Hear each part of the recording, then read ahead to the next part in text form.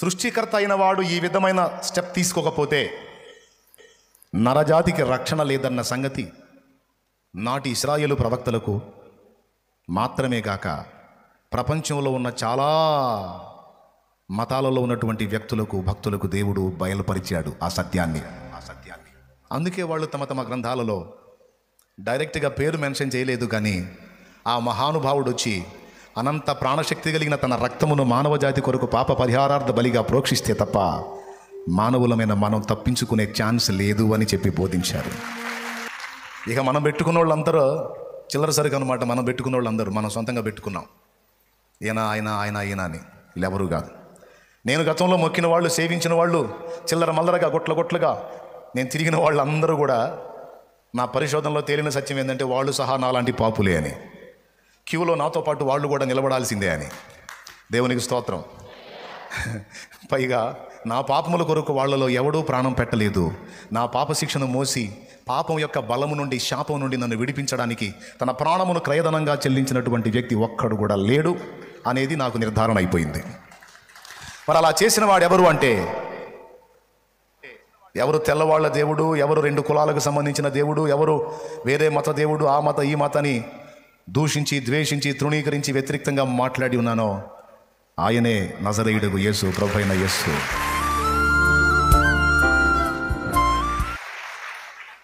మీకు ఎట్లనన్నా ఉన్నాయి, చేరాల్సిన వాళ్ళకి చేరాలి, వినాల్సిన వాళ్ళు వినాలి, మారాల్సిన వాళ్ళు మారాలి.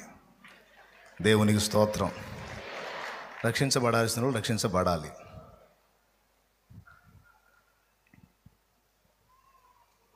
అందులో చెప్తాడన్నమాట, ఆ మంత్రంలో చెప్తున్నాడు, సృష్టికర్త అయినవాడు ఇలాంటి స్టెప్ తీసుకున్నాడు.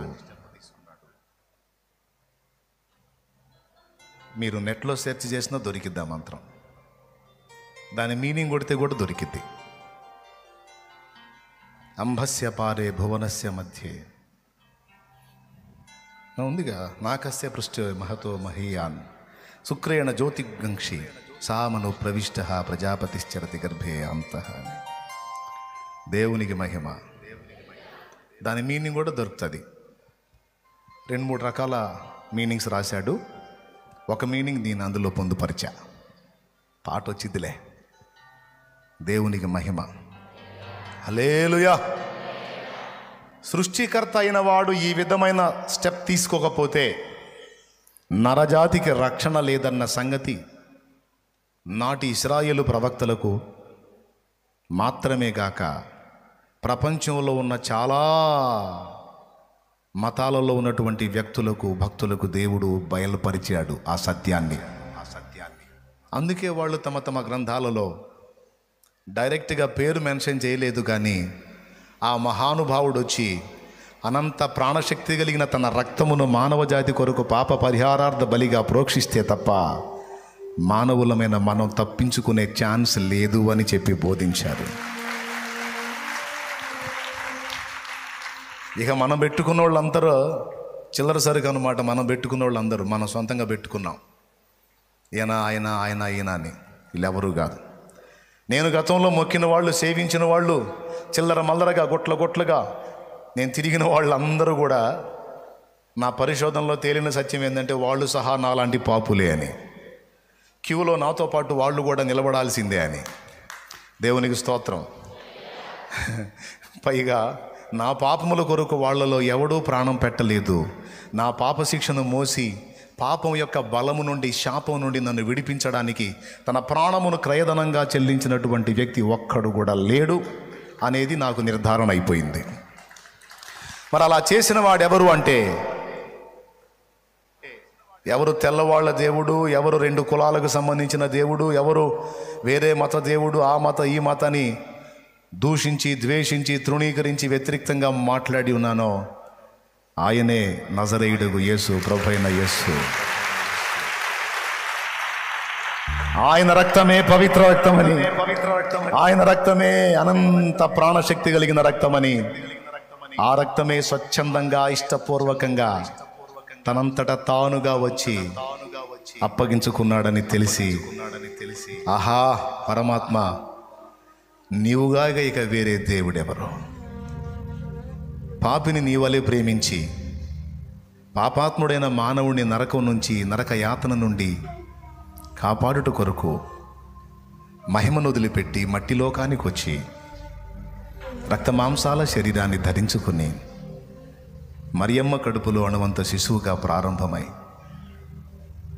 భూమి మీదకి వచ్చి పశుల పాకలో ఆశ్రయం పొంది నిలవరమైన నివాసం లేనివానిగా ఉన్నావా? ధరించుకోవటానికి సమృద్ధైన వస్త్రం లేనివానిగా ఉన్నావా? నీది కాని సమాధిలో పెట్టబడ్డావా? నీది కాని దోనె అడిగి ఎక్కావా? ప్రభు, నీకంటూ ఏమీ లేదా? సమస్తం విడిచిపెట్టి నిన్ను నువ్వే రిక్తునిగా చేసుకున్నావా? ఎందుకయ్యా నా కోసం ఇంత నిర్ణయం తీసుకున్నావు? కెరూబులు, శరాపులు, దూతలు, మహాదూతలను నిత్యము మహిమపరుస్తుంటే ఆ సింహాసనాన్ని, ఆ మహిమను, ఆ ఘనతని సమస్తాన్ని విసర్జించి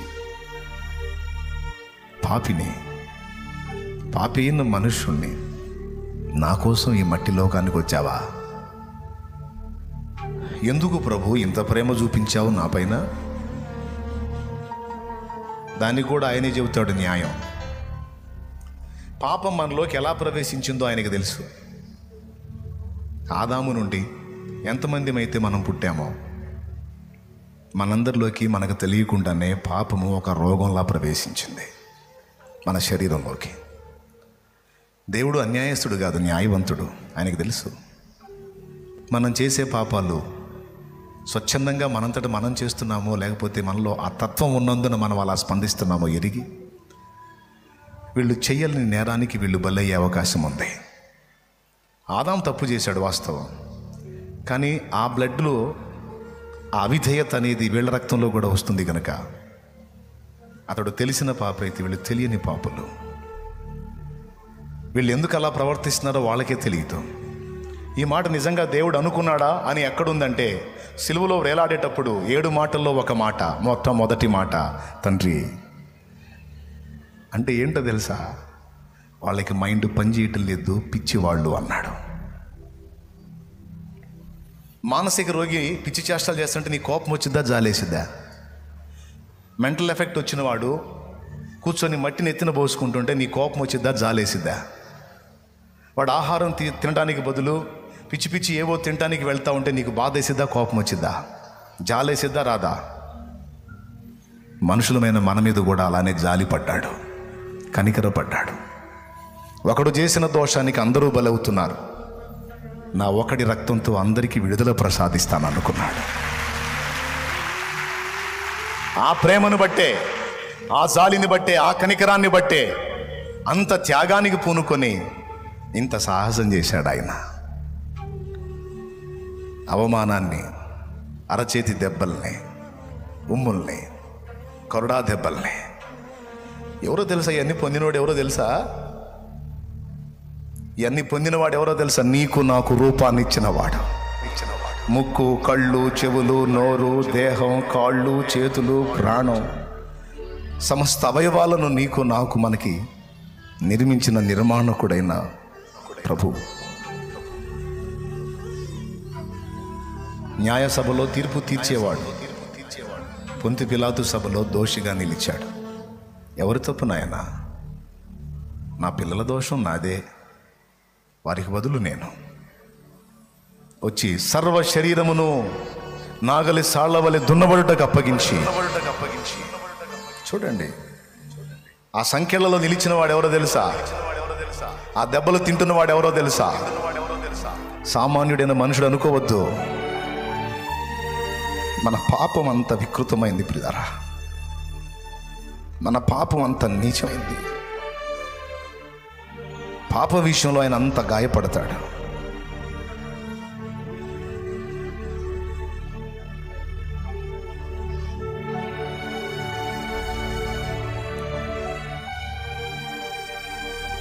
మన కోసం చిత్రవదను అనుభవించినటువంటి యేసు ఆ రోజు ఈరోజు ఒకసారి మీరు ఆలోచించండి. ఈ విధంగా ఆయన చేయకపోతే మనం ఎవరిని బట్టి వెళ్తాం పరలోకానికి? మనం ఎవరిని బట్టి వెళతాం నిత్య జీవానికి? ఈరోజు మనకు కొండంత అండ దొరికాడు. ఇప్పుడు యేసయ్య మనకున్నాడు. పాపం వచ్చి నువ్వు పాపివి, నువ్వు పాపివి, నువ్వు శిక్షార్హుడివి అంటే మనం ఎవరి దగ్గర పరిగెత్తాం తెలుసా? మన పాపాల కొరకు ఎవడు ప్రాయశ్చిత్తంగా బలి అయి తిరిగి లేచాడో ఆ యేసు పాదాలు పట్టుకున్నప్పుడు పాపం వైపు ఆయన చూస్తాడు. నీకు నేను వెల చెల్లించాను కదా ఓ అంటాడు. ఎంతమంది మనుషులైతే ఇప్పుడు యేసయ్యా అని ఆయన పాదాల దగ్గరికి వెళ్ళి ఆశ్రయిస్తారో వారిని తరుముతున్న పాపం వైపు ఆయన చూస్తాడు. నేను వెల చెల్లించా, ఈ బిడ్డ పాపం కోసం కూడా ఇదిగో నా రక్తమును క్రయధనంగా చెల్లించా. నన్ను ఆశ్రయించిన ఈ వ్యక్తి మీద నీకు అధికారం లేదు, విడో అంటే పరిగెత్తుకుంటూ వచ్చిన పాము తోక ముడవాల్సిందే, వెనక్కి వెళ్ళాల్సిందే. అందుకే పిలుస్తున్నాను సోదరులారా, రండి, తొందరగా రండి. ఎంతకాలం వేధించబడతారు, ఎంతకాలం తరమబడతారు, ఎంతకాలం ఆ పాపం యొక్క శాపంలో మగ్గుతారు? రండి, యేసయ్య రక్తాన్ని ఆశ్రయించండి. ఆయన రక్తంలో మీ ప్రతి పాపం కడిగేసుకోండి, పరిశుద్ధపరచబడండి. యేసు నీకు మార్గం, యేసు నీకు ఆశ్రయపురం, యేసు నీకు ఆధారం. ఇంకెవడో చేయలే ఈ పని, ఒక యేసు మాత్రమే చేశాడు.